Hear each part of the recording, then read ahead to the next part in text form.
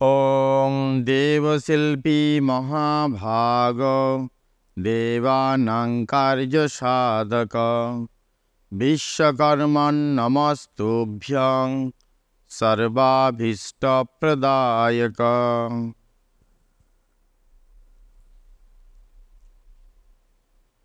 উচ্চারিত হলো দেবশিল্পী বিশ্বকর্মা প্রণাম মন্ত্র। সেই মন্ত্রে যেটি বর্ণিত হলো বাংলার অর্থটি এই: হে দেবশিল্পী মহাভাগ, অর্থাৎ দয়াদি অষ্টগুণযুক্ত, দেবতাদের কারুকার্য সাধক, সর্ব অভীষ্ট প্রদানকারী হে বিশ্বকর্মণ, আপনাকে নমস্কার।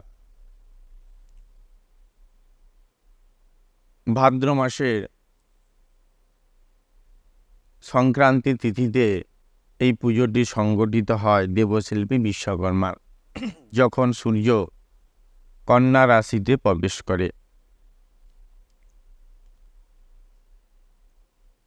এই যে বিভিন্ন দেবদেবী আমরা পৌরাণিক কাহিনীতে পড়ে থাকি, তার মধ্যে দেবশিল্পী বিশ্বকর্মা তিনি একজন বৈদিক দেবতা। কোথায় উল্লেখ আছে এই দেবতার কথা? ঋগ্বেদের, এই যে 4টি বেদ আমরা জানি, ঋগ্বেদ, সামবেদ, যজুর্বেদ, অথর্ববেদ, এই ঋগ্বেদের 10ম মণ্ডলের 81 এবং 82 সূক্ততে দুটো শ্লোকে উল্লেখ আছে এই বৈদিক দেবতা দেবশিল্পী বিশ্বকর্মার কথা। ঋগ্বেদ অনুসারে তিনি সর্বদর্শী, সর্বজ্ঞ, তার চক্ষু, মুখমণ্ডল, বাহু ও পদ সর্বদিকে পরিব্যাপ্ত।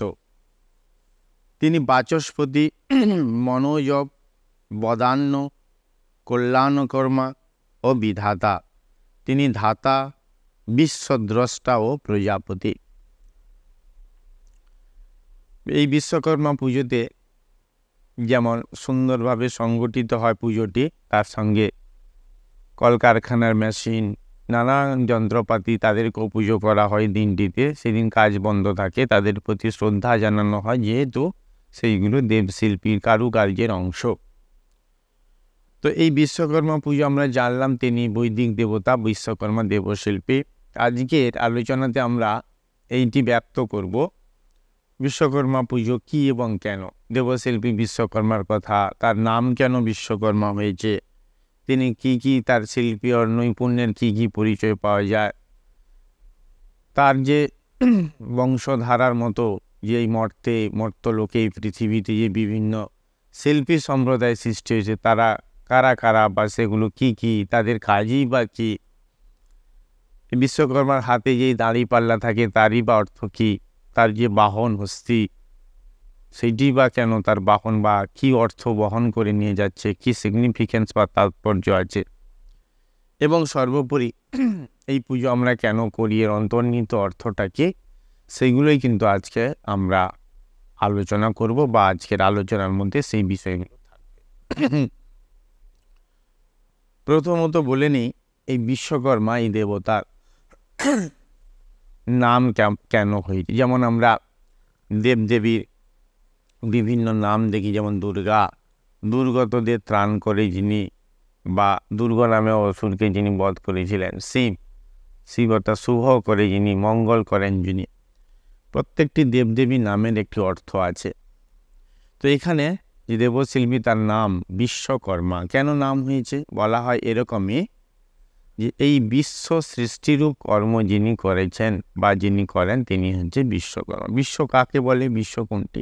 শুধু এই পৃথিবীটি নয়, আমরা ভৌগোলিক দিক থেকে এই পৃথিবীটি যে সামগ্রিক দিকটি দেখি, তার জলভাগ, তার স্থলভাগ, তার জীবজগৎ, তার ভূপ্রকৃতি, নদ নদী, জলবায়ু, গাছপালা, মাটি ইত্যাদি ইত্যাদি, সেটি পৃথিবীর মধ্যে আছে। পৃথিবী ছাড়াও অন্যান্য গ্রহ, নক্ষত্র, যে নানান জগৎ আছে, সমগ্র জগতের স্রষ্টা তিনি। কি করে এটি জানলাম? কি সাইন্টিফিক কারণ আছে? বিশ্বাস করে নিয়েছি আমরা, পৌরাণিক দেবদেবীরা বিশ্বাস করে নিয়েছি যে তারা এই জগৎটিকে সৃষ্টি করেছেন। বিজ্ঞানের দিক থেকে বিভিন্ন আছে সেই তথ্য, কি করে মহাবিশ্ব সৃষ্টি হলো ইত্যাদি। আপাতত আমরা পৌরাণিক কাহিনী অবলম্বনে এইটি বিশ্বাস করি যে এই জগৎ সৃষ্টিরূপ কর্ম যিনি করেন তিনি হচ্ছে বিশ্বকর্মা। আর জগতের সবটাই জীব জগৎ যা আমরা দেখছি সবই তারই সৃষ্টি। তো এই জন্য তাকে বিশ্বকর্মা বলা হয়েছে।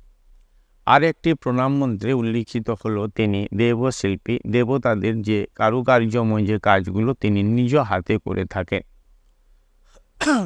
করেছেন তিনি, তার কি দৃষ্টান্ত আছে কয়েকটি এখানে তুলে ধরি বিশ্বকর্মা হিসেবে তার কয়েকটি দৃষ্টান্ত।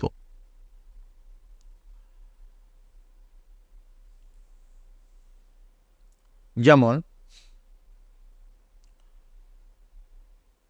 কুঞ্জর পর্বতে অবস্থিত অগস্ত্যের ভবন, এটি বিশ্বকর্মার তৈরি। কুবেরের অলকাপুরী, রাবণের স্বর্ণলঙ্কা, যদুপতি শ্রীকৃষ্ণের সুরক্ষিত সুরম্য ও সুব্যবস্থিত রাজধানী দ্বারকা বিশ্বকর্মার বাস্তুবিদ্যা ও নগর পরিকল্পনা বিষয়ক জ্ঞানের উজ্জ্বল দৃষ্টান্ত। অর্থাৎ এইগুলো তিনি তৈরি করেছেন। আর কি করেছেন? রাবণের রাজপ্রাসাদের সহিত সুন্দর সুন্দর উদ্যান, চমকপ্রদ বিভিন্ন চিত্রশালা, কৃত্রিম পর্বত, সভাগৃহ, মনোরম ক্রীড়াভবন, গোষ্ঠ, মন্ত্রণাগার প্রভৃতি নির্মিত হয়েছিল তারই শিল্পী সত্তায়। ভাস্কর্যে, স্থাপত্যে, কলাকৌশলে, দৃঢ়তায় ও রক্ষা ব্যবস্থায় দ্বারকা নগরী একটি বিস্ময়ের বস্তু হয়ে গিয়েছিল। তাহলে দেবতার দ্বারা এটি তৈরি হয়েছে, বিশ্বকর্মা তিনি করেছেন এই সমস্ত কাজগুলো। তো সেইগুলো যেমন মানুষের কাছে বিস্ময় উৎপাদক। শুধু তাই নয়, এছাড়াও তার আরও অনেক অবদান আছে দেবশিল্পী বিশ্বকর্মা। যেমন দেবগণের জন্য নতুন নতুন মরণাস্ত্র বিশ্বকর্মারই তৈরি। যে সমস্ত দিব্য অস্ত্রগুলো নিয়ে তারা যুদ্ধ ইত্যাদি করেন তার সেগুলি। যে প্রসিদ্ধ ধনু সাহায্যে দেবাদিদেব শঙ্কর ত্রিপুরাসুরকে সংহার করেছিলেন, যে আয়তধনুর অমিত বিক্রমে পরশুরাম ১বিংশতি বার পৃথিবী নিষ্ক্ষত্রিয় করেছিলেন, সে দুখানি ধনুই বিশ্বকর্মার অস্ত্র নির্মাণ কারখানায় জন্ম লাভ করে। অর্থাৎ সেগুলো তিনি তৈরি করেছিলেন। আর কি করেছিলেন? দধীচি মুনির অস্থি থেকে বিশ্বকর্মায় ইন্দ্রের জন্য বৃত্রবধকারী প্রসিদ্ধ বজ্র নির্মাণ করেন। ঘটনাটা কি হয়েছিল? যে দেবতাদের যে স্বর্গে দেবতারা থাকেন তাদের মধ্যে রাজা ইন্দ্র যে পোস্টটি যে পদটি, সেই ইন্দ্রের সঙ্গে বৃত্রাসুর অসুরদের মধ্যে একজন, তার নাম বৃত্র, তিনি যুদ্ধে যখন করছেন কোনো মতেই তিনি পরাজিত হচ্ছেন না বা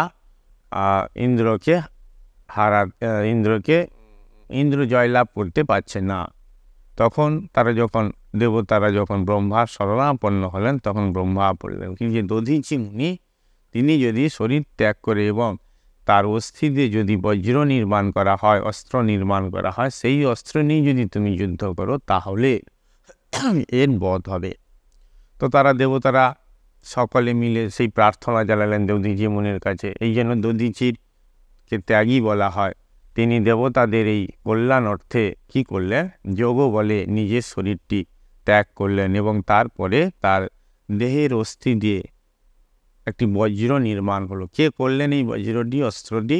বিশ্বকর্মা স্বয়ং। এবং এই অস্ত্রটির দ্বারা যখন ইন্দ্র যুদ্ধ করলেন বৃত্রাসুর সহজে পরাজিত হলো। তাহলে এখানে বিশ্বকর্মার অবদান কোনটি? অবদান হচ্ছে এটি যে দধীচি মুনির হাড় দিয়ে তিনি বজ্রটি নির্মাণ করেছিলেন, যার দ্বারা ইন্দ্র যুদ্ধের মধ্যে দিয়ে বৃত্রাসুরকে হারাতে বা বধ করতে পেরেছিল, যুদ্ধে জয়লাভ হয়েছিল ইন্দ্রের। তো সেক্ষেত্রে তার অবদান রয়েছে বিশ্বকর্মার।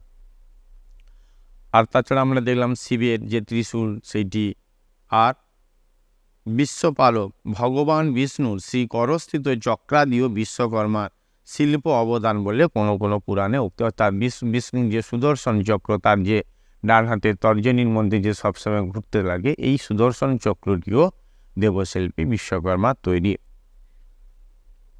এছাড়া আমরা যখন চণ্ডীদের দেখতে পাই, মহিষাসুর বধের সময় দেবী চণ্ডীর কাছে যখন বিভিন্ন অস্ত্রশস্ত্র বিভিন্ন দেবতারা দান করেছিলেন, দিব্যাস্ত্র, তার অনেক ক্ষমতা আছে, সেই অস্ত্রগুলো তৈরি হচ্ছে। যেমন তীক্ষ্ণতার পরশু, অভেদ্য দংশ বা কবচ, আরও বহুতর মরণাস্ত্র, এইগুলো হচ্ছে কি বিশ্বকর্মার তৈরি। তো তা তিনি এইগুলো নির্মাণ করেছিলেন এবং ব্যবহার কি করতে হয় সেইগুলো তার আয়ত্তে ছিল। অর্থাৎ কোনো অস্ত্রটি শুধু যে বানানো তা নয়, তার ব্যবহারিক দিক কেমন আছে, কিভাবে সেটিকে যুদ্ধক্ষেত্রে হোক কোনটা মন্ত্র উচ্চারণ করে কীরকম কৌশলে সেই অস্ত্রগুলো ব্যবহার করতে হয় সেইগুলো তিনি শিখিয়েছিলেন। ওই জন্য তাকে মহাবীর বলা হয় দেবশিল্পী বিশ্বকর্মাকে। তো এইভাবে বিশ্বকর্মার যে তার বিভিন্ন বিশ্ব সৃষ্টিরূপ কর্ম, আরও নানান রকম যে তার শিল্পী সত্তা এই কাজগুলোর মধ্যে ফুটে উঠেছে। এই জন্য তাকে কখনো ধাতা অর্থাৎ স্রষ্টা, কখনো বিধাতা বা পালনকর্তা বলা হয়। আমরা পুরাণে এরকম পড়েছি যে এই সৃষ্টি স্থিতি প্রলয় যে জীব সৃষ্টি হলো, এই যে স্থিতি বজায় আছে, পালিত হচ্ছে, বড় হচ্ছে এবং প্রলয় সংহার হচ্ছে, এই তিনজন অধিদেবতা এর এর আড়ালে আমরা দেখি। যেমন ব্রহ্মা তিনি সৃষ্টির কাজটি করেন, বিষ্ণু তিনি পালনের কাজটি করেন, মহেশ্বর তিনি সংহারের কাজটি করেন। এই যে সৃষ্টি স্থিতি প্রলয়, তাহলে বিশ্বকর্মার কাজটি কিভাবে আসছে? তাহলে যদি ব্রহ্মাই সৃষ্টি করে থাকেন, বিষ্ণু যদি পালন করে থাকেন, আর মহেশ্বর তিনি যদি প্রলয় বা সংহার করে থাকেন, এক্ষেত্রে বিশ্বকর্মা তার যে শিল্পী সত্তা, এই জগৎ সৃষ্টি কেমন হবে, তাদের কোন জীবের কেমন গঠন হবে, তার সৌন্দর্য, এইগুলো কাজ দেবশিল্পী বিশ্বকর্মার। যেমন একটি প্রজাপতি, একটি পতঙ্গ, কিন্তু কি সুন্দর তার রূপ, একটি নয় অনেক ধরনের প্রজাপতি আছে। সামান্য একটি পতঙ্গের এত রূপ, এত সুন্দর বিচিত্রতা প্রকৃতির, আমরা প্রকৃতির কথাই বলি, তার অন্তরালে কিন্তু এই দেবশিল্পীর কথা আছে। ওই জন্য তার যে চক্ষু, অর্থাৎ বিশ্বকর্মার চক্ষু, তার বদন, তার বাহু, তার পাদ, সর্বত্র সব দিকে তিনি বিশ্বত চক্ষু, তিনি বিশ্বত মুখ, তিনি বিশ্বত বাহু, তিনি বিশ্বত স্পাদ, অর্থাৎ সমগ্র বিশ্বব্যাপী বৃহৎব্যাপী যেন তার অবদান রয়েছে। তো এই বিশ্বকর্মা তিনি এই মর্তলোকে তার যে শুধু তিনি দেবতাদের পছন্দ মতো কারুকার্যগুলো করেছেন বা তার শিল্পী সত্তাকে ফুটিয়ে তুলেছেন তা নয়, এছাড়াও তার একটি বিশেষ অবদান আছে। এই মর্তলোকে তিনি বিভিন্ন শিল্পী সম্প্রদায় সৃষ্টি করে গেছেন, তারই যেন বংশ পরম্পরা হিসেবে তাদের বিভিন্ন কাজ আছে। সেগুলো কি কি আমরা একে একে আলোচনা করব। যেমন কি কি সম্প্রদায় আছে আমাদের মর্তলোকে শিল্পী হিসেবে, সেখানে বলা হয়েছে শাস্ত্রে, মর্তলোকে মালাকার, কর্মকার, কাংসকার, শঙ্খকার, সূত্রধর, কুবিন্দক, কুম্ভকার, স্বর্ণকার, চিত্রকর প্রভৃতি সম্প্রদায়গুলো শিল্পজীবী। এদের কি কি কাজ সেগুলো পরে পরে ব্যক্ত হয়েছে। তার আগে বলে নেই যে এই শিল্পী সত্তাগুলো কিভাবে এই মর্তে সৃষ্টি হলো বা জন্ম লাভ করলো। এটি কিন্তু বিশ্বকর্মারই অবদান। কিভাবে এটি উল্লেখ আছে ব্রহ্মবৈবর্ত পুরাণে। সেখানে কি বলা হয়েছে, এই অষ্টাদশ পুরাণের মধ্যে একটি পুরাণ ব্রহ্মবৈবর্ত পুরাণ, সেখানে বলা হয়েছে যে বিশ্বকর্মার ঔরসে এবং দেবনর্তকী ঘৃতাচির গর্ভে এই শিল্প সম্প্রদায়গুলির জন্ম। কোন শিল্প সম্প্রদায়গুলো? যেগুলো একটু আগে উল্লিখিত হলো, এই যে মালাকার, কর্মকার, কাংসকার, শঙ্খকার, সূত্রধর, কুবিন্দক, কুম্ভকার, স্বর্ণকার, চিত্রকর, এই সমস্ত সম্প্রদায়গুলো। তাহলে কিভাবে এরা মর্তলোকে সৃষ্টি হলো বা জন্ম লাভ করলো? ব্রহ্মবৈবর্ত পুরাণে উল্লিখিত আছে যে দেবশিল্পী বিশ্বকর্মার ঔরসে এবং দেবনর্তকী ঘৃতাচির গর্ভে এই শিল্পী সম্প্রদায়গুলোর সৃষ্টি হয়েছে। এই বিশ্বকর্মা এবং ঘৃতাচি উভয়ই যেন শাপগ্রস্ত হয়ে মরধামে আসেন। তাদের 9টি সন্তান। বিশ্বকর্মা আপন সন্তানগণকে নানাবিধ শিল্প শিক্ষাদানে সুশিক্ষিত করে তোলেন। কিভাবে এই যে শিল্পী সম্প্রদায়গুলো কার কি কাজ সেইটিও শাস্ত্রে উল্লিখিত আছে। যেমন তিনি কাকে কোন শিল্পীকে কোন কাজ দিলেন? মালাকারকে দিলেন পুষ্প শিল্প, কর্মকারকে দিলেন লৌহ শিল্প, কাংসকারকে কংস শিল্প, শঙ্খকারকে শঙ্খ শিল্প, শাঁখের বিভিন্ন কারুকার্য, সূত্রধরকে দারু শিল্প অর্থাৎ কাঠের কাজ, কুবিন্দকে বয়ন শিল্প সেলাই শিল্প, কুম্ভকারকে মৃৎ শিল্প, স্বর্ণকারকে অলঙ্কার শিল্প এবং চিত্রকরকে অঙ্কন শিল্প। এইভাবে তিনি এই শিক্ষাগুলো তিনি দিয়েছেন শিল্পী জগৎকে, যাতে এই যে শিক্ষাগুলো বর্তমানে আমরা দেখতে পাচ্ছি সম্প্রদায়গুলো, এইগুলো বিশ্বকর্মারই যেন বংশধর। এখন আমরা আর কিছু কথা জেনে নেব এই দেবশিল্পী বিশ্বকর্মা সম্পর্কে। যেমন তার হাতে আমরা দেখি পুজোর সময় মূর্তিতে যে তিনি দাঁড়িপাল্লা মানদণ্ড নিয়ে হাতে আছে। কি অর্থ এই মানদণ্ডটি তার হাতে কেন? আমরা সকলেই জানি যে দাঁড়িপাল্লা হচ্ছে পরিমাপের প্রতীক, একটা মেজারমেন্ট করা হয়, অর্থাৎ ঠিক যেন পরিমাপ করা হয়। তো তার হাতে দাঁড়িপাল্লার অর্থ শুধু যে জিনিসপত্র কেনা বেচা তা নয়, তার কারণ এইটি আমরা দাঁড়িপাল্লাকে ব্যবহৃত হতে দেখি বিশ্বের সমগ্র বিষয়ে, সমগ্র জিনিসে এই যে পরিমাপ, যে পরিমাপ যোগ্যতা, পরিমাপ কাঠি, এই যে মেজারমেন্ট, তার জন্য একটা সুন্দর সুচারু নিদর্শন পাওয়া যায়। কীরকম? বেশ কয়েকটি উদাহরণ এখানে আছে। যেমন আমাদের এই যে বিশ্ব সৃষ্টির একটি অবদান, ধরুন মানুষ, আমাদের নিজ শরীর, এদের যে গঠন, কটা চোখ হবে, কোথায় চোখ থাকবে, তার কাজ কি হবে, কটা নাক হবে, কোথায় নাক থাকবে, তার কাজ কি হবে, মুখ কোথায় থাকবে, কটি হবে, তার কাজ কি হবে, কান কোথায় থাকবে, কটি হবে, সমগ্র আমাদের সেই আভ্যন্তরীণ শরীর, হৃৎপিণ্ড থেকে ফুসফুস থেকে পাকস্থলী, তাদের অবস্থান, তাদের গঠন, তাদের কাজ, আমরা শুধু খেয়ে নিই, তারপরে যেই সেই বাকি কাজগুলো যেন অটোমেটিক্যালি হয়ে যায়, শারীরবৃত্তীয় যে প্রক্রিয়াগুলো আছে, পরিপাক, শোষণ, আত্তীকরণ, বহিষ্করণ ইত্যাদি ইত্যাদি। তো সুতরাং এই যে প্রক্রিয়াগুলো যেন আমাদের অজান্তেই সুন্দরভাবে ঘটে যাচ্ছে। এক ছোট্ট উদাহরণ দিয়ে এটা বোঝা গেল যে মানুষের শরীর, তার রক্ত মাংস কেমন, চামড়া কোথায় থাকবে, মাংসর কাজ কী হবে, পরিটা সুন্দর, একেবারে সুন্দরভাবে তিনি সৃষ্টিটা এত সুন্দর। শুধু কি মানুষ, এই প্রজাপতির উদাহরণ দিলাম, জীবজগতের কত গাছপালা, তাদের ঔষধি গুণ, তাদের চিত্র বৈচিত্র্য, তাদের রূপ, তাদের গুণ, কত কি, এই জগতের সবটিতে যেন তার একটা সুন্দর মেজারমেন্ট আছে, সুন্দর যেন একটা পরিমাপ পদ্ধতি আছে। এই পরিমাপ পদ্ধতির জন্যই তার এই সৃষ্টিটি এত সুন্দর হয়েছে, যে কারণে পরিমাপের প্রতীকী হিসেবে তার হাতে দাঁড়িপাল্লা। আর কি অর্থ?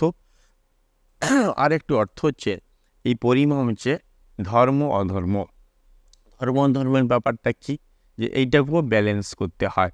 কীরকম না, আমি ধর্মের নাম করে এত আচার আচরণ হয়ে যাচ্ছি, মানে আচার ভিত্তিক, আচারনিষ্ঠ হয়ে যাচ্ছি, অথবা অধর্ম যেগুলো জানবো কী করে, যেগুলো মানুষকে পীড়া দেয়, সেই কাজগুলো করে যাচ্ছি, সেইগুলোর মধ্যে ব্যালেন্স রাখা দরকার। যদি যে দিকটা ঝুঁকে যাবে তার কিন্তু পতন অবশ্যম্ভাবী। তো দুটোর মধ্যে একটা ব্যালেন্স রাখা, ধর্ম এবং অধর্মের মধ্যে, সেক্ষেত্রেও কিন্তু পরিমাপযোগ্য প্রতীকী হিসেবে দাঁড়িপাল্লাই তার তাৎপর্য বহন করে। আর কি অর্থ আছে? এবং শুধু যে মনুষ্য শরীরে নয়, শুধু এই পৃথিবীতে নয়, আমরা বাইরেও দেখি যে সূর্য থেকে যে পৃথিবীর দূরত্ব এমন একটি সুন্দর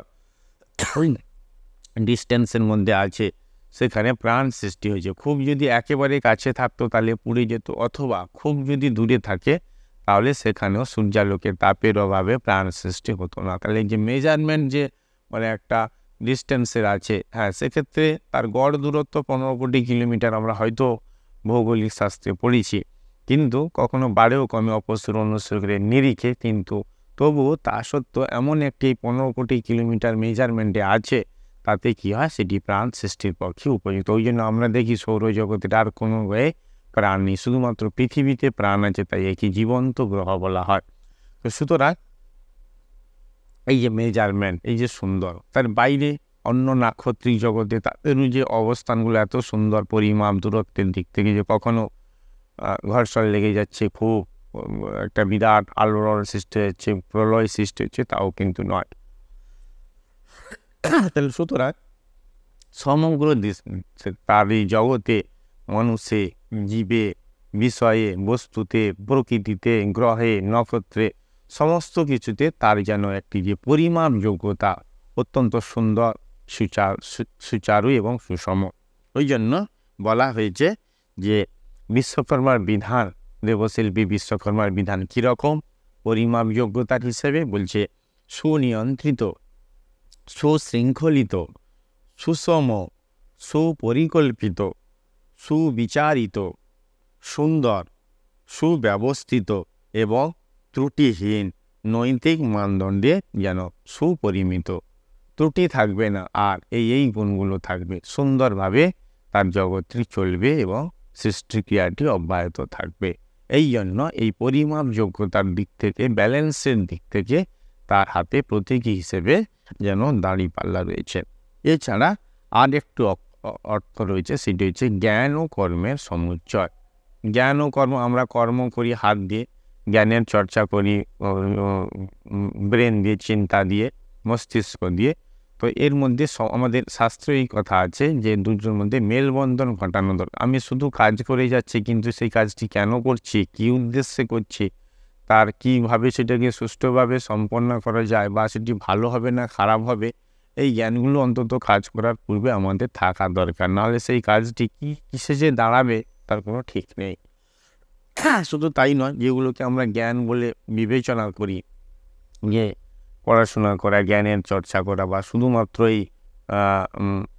জ্ঞান চচ্চড়ি যাকে বলে, মানে শুধুমাত্রই কথার মধ্যে আবদ্ধ থাকা, কোনো উপলব্ধি নেই, বাস্তব জীবনে তার প্রয়োগ নেই, মনুষ্য জীবনে, ব্যবহারিক জীবনে, সেক্ষেত্রেও সেই জ্ঞানগুলোকে শুষ্ক যে জ্ঞান, প্রয়োগহীন যে জ্ঞানগুলোকে জ্ঞান, সেইগুলোর অত গুরুত্ব নেই। তা সুতরাং জ্ঞান এবং হবে তার ব্যবহারিক জীবনে কাজে লাগবে, আর সেই কাজে লাগার জন্য কর্ম। তো সুতরাং জ্ঞান ও কর্মের যে সমুচ্চয়, তার যে মেলবন্ধন, তার যে পরিমাপ যোগ্যতা, এইটাও যেন একটি নির্দেশ করে বিশ্বকর্মার হাতে দাঁড়িপাল্লা রয়েছে তার অর্থ হিসেবে। এই জন্য বলা হয় যে এই যে পরিমাপ যোগ্যতা, জ্ঞান ও কর্মের সমুচ্চয়, যে ব্যালেন্স ভাবটি কোথায় রক্ষিত হবে, বলা হয়েছে যে কর্মীর কর্মে, শিল্পীর শিল্পে, ব্যবসায়ীর ব্যবসায়ে, কৃষকের কৃষিকার্যে, সাহিত্যিক ও কবির সাহিত্যে ও কাব্যে, সমাজ নেতার সমাজ সেবায়, রাষ্ট্র পরিচালকের রাষ্ট্র ব্যবস্থায়, সর্বস্তরের মানুষের জীবনযাত্রায় ও জীবনধারণের সর্বক্ষেত্রে এই পরিমাপ যোগ্যতা, এই জ্ঞান ও কর্মের সমুচ্চয় ভাব যেন রক্ষা করা দরকার। আর এই দরকার বলেই যেন তিনি মনে করিয়ে দিচ্ছেন তার হাতে সেই দাঁড়িপাল্লাটি বা মানদণ্ডটি, এই প্রতীকী চিহ্নটির মধ্য দিয়ে। তো এই জন্য আমরা দেখি যে তার হাতে কেন দাঁড়িপাল্লা। এবারে আমরা জেনে নেব এই দেবশিল্পী বিশ্বকর্মা বাহন কেন হস্তি। আমরা বিভিন্ন দেবদেবীর বাহন দেখি, যেমন দুর্গার বাহন সিংহ, কার্তিকের বাহন ময়ূর, গণেশের বাহন ইঁদুর, শিবের বাহন ষাঁড়, তারপরে লক্ষ্মীর বাহন পেচক, সরস্বতীর বাহন রাজহংস। সেইভাবে আমরা আজকে আলোচনা করব যে বিশ্বকর্মার বাহন সে তো বাহন হস্তি, হাতি। তা বাহন কথার অর্থ কি, যে বয়ে নিয়ে যায়, একটি অর্থ, প্রতীকী অর্থ, যে দেবতার বাহন যিনি, তার একটি অর্থ তিনি, মিনিং একটি, তিনি বয়ে নিয়ে যাবে। কোথায় বয়ে নিয়ে যাবে, মানে আমাদের কাছে সেই অর্থটি ব্যক্ত করবে। যেমন সরস্বতীর বাহন হাঁস। কেন না, হাঁস হচ্ছে দুধ আর জলকে আলাদা করতে পারে, তেমনি জ্ঞান অজ্ঞানকে আলাদা করা, তিনি জ্ঞানের দেবী। আবার হংস, সাদা রং সত্যগুণের প্রতি, জ্ঞানকে সত্যগুণের সঙ্গে তুলনা করা হয়, এরকম বিভিন্ন অর্থ রয়েছে। তো সুতরাং এক মুশিক অর্থাৎ ইঁদুর, মায়া যেমন জাল কেটে দিতে পারে ধারালো দান দিয়ে, তেমনি গণেশের কৃপায় তিনি সিদ্ধি দান করলে সিদ্ধিদাতা, সিদ্ধি দানকারী, তাহলে আমাদের মায়া জাল, দুঃখ কষ্টের বন্ধন, সংসার চক্র থেকে আমরা অব্যাহতি পাব। এরকম বিভিন্ন তাৎপর্য বা অর্থ রয়েছে। তাহলে বিশ্বকর্মার বাহন হস্তি কেন? আমরা এই স্থলজ স্তন্যপায়ী প্রাণী হিসেবে সবচেয়ে বড় হিসেবে জানি হাতি, যেমন জলের মধ্যে নীলতিমি বা তিমি মাছ। তো হাতি হচ্ছে আয়তনে বৃহৎ এবং হচ্ছে অনেক কাজকর্ম করতে পারে, অর্থাৎ অনেক শক্তি তার মধ্যে আছে। প্রাচীনকালে যুদ্ধ বিগ্রহের সময় তাদেরকে রাখা হতো এই ধরনের কাজ, যখন সেই আধুনিক যন্ত্রপাতি যুদ্ধাস্ত্র হিসেবে আবিষ্কার হয়নি, যুদ্ধক্ষেত্রে হাতির একটা বিরাট অবদান ছিল। তো সেক্ষেত্রে কি না, যেহেতু বিশ্বকর্মা সমগ্র বিশ্ব তিনি সৃষ্টি করবেন, তার তো ছোটোখাটো কাজ নয়, বিরাট বড় একটি কাজ। তো সেই বিরাট কাজের যেন দায়িত্ব তার যে বাহন হবে সেও যেন সেটি বহন করতে পারবে, অর্থাৎ তার শরীর তার শক্তি বেশি, সেই সমস্ত কাজে যেন লোড নিতে পারবে। এই বিশ্ব সৃষ্টির কাজ যেমন দেবশিল্পী করবেন বিশ্বকর্মা, তার বাহনও যেন অনেক কাজের ভার নিতে পারবে, এটি একটি অর্থ। আর কি অর্থ আছে? হাতির একটি সুর আছে, এই সুরটাকে তার সেই হাতের সঙ্গে তুলনা করা যায়। হস্ত আছে যার হস্তি, হাতিকে হস্তি বলা হয়, হাত আছে যার হাতি। এখন আমাদের হাতটা তো বোঝা যাচ্ছে, কিন্তু হাতির কীরকম হাত সেইটা সুরে, যেমন পাখির অগ্রপদগুলো মানে হাতগুলো ডানায় রূপান্তরিত হয়ে গেছে, আমরা সেই অভিব্যক্তিতে পড়েছি। আর্কিওপটেরিস সরীসৃপ থেকে যখন পক্ষীতে আসে তখন কী হয়, তার অগ্রপদগুলো ডানায় রূপান্তরিত হয়ে যায়, সেইগুলোই তাদের হাত, ডানাগুলো। তেমনিভাবে হাতির এই যে সুরটি আমরা দেখি, সেইটিকে কর আছে যাহার করি, হাতের সঙ্গে তুলনা করা হয়েছে, তার জন্য সেটি হাত। শিল্পীর হাত খুব ইম্পর্টেন্ট। এই হাতের মাধ্যমে তার শিল্পী সত্তাগুলো, হ্যাঁ মাথা কাজ করে ঠিকই, আমরা জ্ঞান ও কর্মের কথা বললাম, কিন্তু সেটি ব্যক্ত হয় হাতের মধ্যে দিয়ে। যেমন আমরা মহাভারতে একলব্যের কথা জানি, তার এত তীরন্দাসে কিন্তু সে হাতের মধ্য দিয়ে, আঙুলের মধ্য দিয়ে সেইটি ভালো করতে পারতেন। এবার যখন তিনি গুরুদক্ষিণা দিয়ে দিলেন, বৃদ্ধ আঙুলটি কেটে দিলেন, আগের মতো আর তীর চালাতে পারলেন না। তো সুতরাং যারা শিল্পী মূর্তি গড়েন, এই যে বিভিন্ন যে সম্প্রদায়গুলো আমরা দেখলাম, শঙ্খ শিল্প, কাঠ শিল্প, বয়ন শিল্প, আরও ইত্যাদি স্বর্ণ শিল্প, প্রতিটাতে কিন্তু হাত, আঙুল এইগুলোর অবদান রয়েছে। তো সুতরাং এই ক্ষেত্রে যে ওর সুরটি, তো সেইটি হচ্ছে হাতের প্রতীক হিসেবে। শুধু তাই নয়, এই সুরটি সে যেমন খুশি, যেদিকে খুশি, আমরা দেখেছি সে শুনে জল খাচ্ছে, খাবার খাচ্ছে, মানুষের সঙ্গে ভাব বিনিময় করছে, যারা আশীর্বাদ প্রদান করছে, বিরাট একটা কাজ তার সুরটি, ডাল ভেঙে খাবার সংগ্রহ করছে। তো সুতরাং সেক্ষেত্রে হাতের যে এরকম বিপুল কাজ আছে শিল্পী সত্তার নিরিখে, সেইটি যেন তার সুরের সঙ্গে একটা সম্পর্কযুক্ত তাৎপর্য বহন করে। এই কারণে একটি অর্থ তার বাহন। আর কি বলা হয়েছে যে গজেন্দ্র গমন, হাতি যখন মৃদু গুরুগম্ভীর এতে গমন করে হাঁটে, সেটি একটি তার শিল্পী সত্তার পরিচয় বহন করে। এই জন্য সেখানে বলা হয়েছে যে গজেন্দ্র গমন, অর্থাৎ আমরা দেখেছি হাতির হাঁটা, যেখানে সুঁড়টির প্রথম পা দেবে তার আগে একটু সুঁড় দিয়ে ফু দিয়ে দেয়, যাতে কোনো নোংরা বা কোনো কিছু না থাকে, তারপরে সেইখানটা পা দেয় এবং একটু সুন্দর তালে তালে চলতে লাগে হাতি।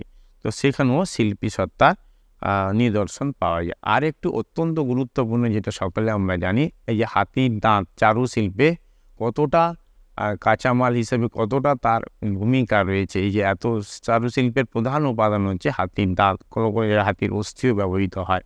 তো সুতরাং এই যে দেবশিল্পী বিশ্বকর্মা, তার যে শিল্পী সত্তা, যে নিদর্শন, যেন একটি যে চারুশিল্প আমরা উদাহরণ হিসেবে বললাম, সেই ক্ষেত্রে তার দাঁত, অস্থি ইত্যাদি এই শিল্প সত্তার নিদর্শন বহন করে। এবং সর্বশেষ যেটা আমরা বলবো, যে প্রথমে যেটি বলেছিলাম মথিকায় প্রাণী, তার অনেক ওয়ার্কলোড নিতে পারে কাজকর্মে, সেটা সত্যি কথা। তার কারণ প্রাচীনকালে যখন আমরা দেখি যে রাজারা তাদের যুদ্ধ কাজে, বড় মন্দির নির্মাণে, কি মঠ মসজিদ নির্মাণে, কি মঠ নির্মাণে, দুর্গ নির্মাণে, স্মৃতিস্তম্ভ, বিহার, উদ্যান, প্রমোদগার, এই সমস্ত যখন নির্মাণ করছে, সেখানে ভারী ভারী জিনিসপত্র উঠানো নামানো বা বহনের কাজ হিসাবে এই হাতিকেই বেশি ব্যবহার করা হয়। ওই জন্য এখানে শাস্ত্রকার বলছেন একটা সুন্দর কথা, বলছেন যে নিজ পৃষ্ঠে শিল্প উপকরণ পরিবহন যেন শিল্প দেবতাকেই পরিবহনের সামিল। কি বলা হলো? নিজ পৃষ্ঠে শিল্প উপকরণ পরিবহন যেন শিল্প দেবতাকেই পরিবহনের সামিল। অর্থাৎ তাই তো, আমি যদি শিল্পদ্রব্যগুলো নিজে বয়ে নিয়ে যেতে পারি, তাহলে যেই শিল্পদ্রব্যগুলো নিয়ে যেই শিল্পী তার কাজ করবেন, তাকে কি আমি বয়ে নিয়ে গেলাম না, বা তাকে কি সম্মান করলাম না, বা তাকে কি আমি সাহায্য করলাম না, এরকম একটি অর্থ। তো সুতরাং আমরা নানা দিক থেকে দেখলাম, কর বা করি বা হস্তি, তার মৃদু গজেন্দ্র গমন, তার হস্তি শিল্প মানে চারুশিল্প, তার হাতির দাঁত থেকে তার বিভিন্ন কাজ করার ক্ষমতা, বেশি কাজ নেওয়ার ক্ষমতা, এবং হচ্ছে বিভিন্ন ভারী ভারী কাজে যে তাকে লাগানো, এবং সেইটি হচ্ছে এই বিশ্বকর্মার সৃষ্টি এবং কারুকার্য হিসেবে, শিল্পী সত্তা হিসেবে তার যেন একটি পরিচয় বহন করে হাতিটি, যে কারণে এই ভাবটি, এই শিল্প সত্তার ভাবটি হাতি বহন করে নিয়ে যায় বলে বিশ্বকর্মার বাহন হচ্ছে হস্তি। আর একটি কথা বলে আলোচনা শেষ করব, কেন এই পুজোটি করা হয়। বিশ্বকর্মা পুজো আমরা করি, নানান পুজো আমরা করি, সরস্বতী পুজো করি বিদ্যার আরাধনার জন্য, বিদ্যা লাভের জন্য, লক্ষ্মীর পুজো করি আমাদের ঐশ্বর্য বৃদ্ধির জন্য, গণেশের পূজা করি সিদ্ধি লাভের জন্য, আর বিঘ্ন নাশের জন্য, আমাদের যেন বিপদ কেটে যায়। কার্তিকের পুজো করি আমাদের শৌর্য বীর্য এইগুলো বৃদ্ধির জন্য। তো সুতরাং হচ্ছে দুর্গার পুজো করি যাতে আমাদের দুর্গা নামের যে অর্থ, অর্থাৎ দুর্গম যে আমাদের এই দুর্গমতাগুলো কেটে যায়। তো এইভাবে বিশ্বকর্মা পুজোর কী অর্থ, এই দিন আমরা দেখি যে বিশ্বকর্মা পুজোর সাথে সাথে তার বিভিন্ন যে যন্ত্রাংশগুলো, বিশেষ করে কলকারখানা যন্ত্রপাতি, সেগুলোকে বন্ধ রেখে তাদেরকেও পুজো করা হয়, তাদের প্রতি শ্রদ্ধা নিবেদন করা। উদ্দেশ্য কি? উদ্দেশ্য হচ্ছে এটাই যে শিল্পী তার শিল্পী সত্তা যন্ত্রাংশের মধ্য দিয়ে তিনি ফুটিয়ে তোলেন, সেই শিল্পী সত্তাটা সুন্দর হোক, আর কি তাদের ভবিষ্যৎ সেটি উন্নত হোক, তারা যে নিজ নিজ ক্ষেত্রে তারা নিরাপদ লাভ করুক, নিজেদের দক্ষতা বৃদ্ধি করুক এবং নিজ নিজ ক্ষেত্রে সাফল্য অর্জন করুক। এইগুলোর জন্য আমরা যেন তার আরাধনা করি, অর্থাৎ তাকে তো সম্মান জানানো, তিনি জগতের সৃষ্টিকর্তা, বিশ্বরূপ এই বিশ্ব সৃষ্টিরূপ এই কর্মটি করেছেন বলেই তিনি বিশ্বকর্মা। তো সুতরাং আমরা আমরা এখনই কিছুক্ষণ আগে আলোচনা করলাম তার যে এই শিল্পী সম্প্রদায়গুলি তিনি সৃষ্টি করেছেন বা তার থেকে সৃষ্ট হয়েছে, তাদেরকে যে কাজগুলো তিনি দিয়েছেন সেই কাজগুলো সুচারুভাবে সম্পন্ন হোক, তারা যেন দক্ষতা বৃদ্ধি করে সেই কাজের মাধ্যমে শিল্পী সত্তাকে ফুটিয়ে তোলে, আর প্রতিটা কর্মক্ষেত্রে তারা যেন নিরাপদভাবে থাকে, নিরাপদ লাভ করে, এবং সর্বোপরি তাদের সেই জীবনে যেন সাফল্য আসে, তৃপ্তির দিক থেকে হোক, শিল্পী সত্তা বহিঃপ্রকাশ বা পরিস্ফুটনের মধ্যে দিয়ে হোক, আর্থিক আগমনের মধ্যে দিয়ে হোক, বিভিন্নভাবে যেন তাদের সফলতা আসে। সেই সফলতার জন্য আমরা কিন্তু এই দেবীর পুজো করি। শুধু তাই নয়, আর একটি তাৎপর্য রয়েছে, তিনি দেবশিল্পী, শিল্পী সত্তা তার মধ্যে পরিস্ফুট। শুধু তাই নয়, তিনি আমাদের মধ্যেও সেই শিল্পী সত্তা দিয়ে শুধুমাত্র সেই নয়জন যে শিল্পী সম্প্রদায় আছে তাদেরকে নয়, অল লিভিং বিংস, প্রত্যেকটা জীবকে, অল হিউম্যান বিংস, প্রত্যেকটা মানুষকে যেন তিনি প্রত্যেকেই একটি করে তার সৃজনী শক্তি বা শিল্পী প্রতিভা দিয়েই এই পৃথিবীতে পাঠিয়েছেন। তো সেইটিকে পরিস্ফুটন করা, ম্যানিফেস্ট করা, বিকাশ করা, ফুটিয়ে তোলা, বিকশিত করা, এইটি যেন আমরা পুজো করি এবং তার কাছে প্রার্থনা জানাই যে সেই শিল্পী সত্তাটি যখন আমাদের মধ্যে ফুটে উঠবে, আমাদের আনন্দ হবে, আমাদের তৃপ্ত হবে। শুধু তাই নয়, আমাদের ব্যক্তি জীবনে এবং ব্যবহারিক জীবনে, সমষ্টি জীবনে সবার কাজে লাগবে এবং সেটি সৎ হবে, মানুষের গঠনমূলক পজিটিভ ভালো কাজে লাগবে। এই কারণেই আমরা আরাধনা করি দেবশিল্পী এই বিশ্বকর্মা। তো সুতরাং এই পবিত্র দিনটিতে আমাদের অন্তরের ভক্তিপূর্ণ প্রণাম শ্রদ্ধা জানাই দেবশিল্পী বিশ্বকর্মার চরণে, তিনি আমাদের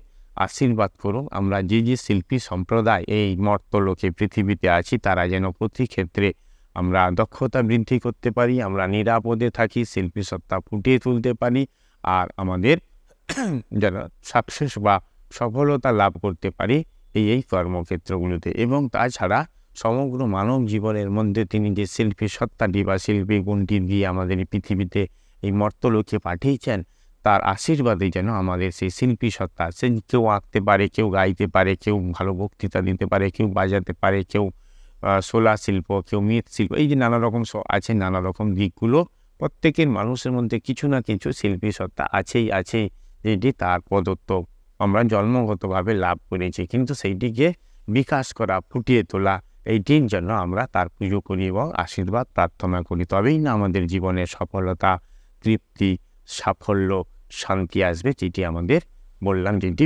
ব্যক্তি এবং সমষ্টি জীবনে কাজে লাগবে, আমাদের মনুষ্য জীবন সার্থক হয়ে উঠবে।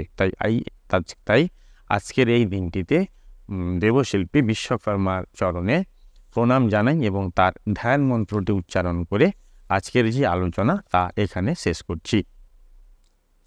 ওম দংশপাল মহাবীর সুচিত্র কর্মকারক বিশ্বকৃত বিশ্বধিক তঞ্চ বাসনা মানদণ্ডধি। অর্থাৎ কি বলা হলো ধ্যান মন্ত্রটিতে? বলা হলো এই, হে দংশপাল, হে বর্মের দ্বারা পালনকারী, হে মহাবীর, হে বিশ্বের সৃষ্টিকর্তা ও বিশ্ববিধাতা, হে সুন্দর চিত্ররূপ কর্মকারক, আপনি মাল্যচন্দন ও মানদণ্ড ধারণ করেন। মাল্যদণ্ড মানে দাড়িপাল্লা। সেই বিশ্বকর্মাকে নমস্কার। তো সেই বিশ্বকর্মার চরণে আজকে প্রণতি জানিয়ে আজকের এই আলোচনা এখানে শেষ করছি। ওম শান্তি শান্তি শান্তি। হরি ওম তৎসৎ। শ্রীরামকৃষ্ণার্পণমস্তু।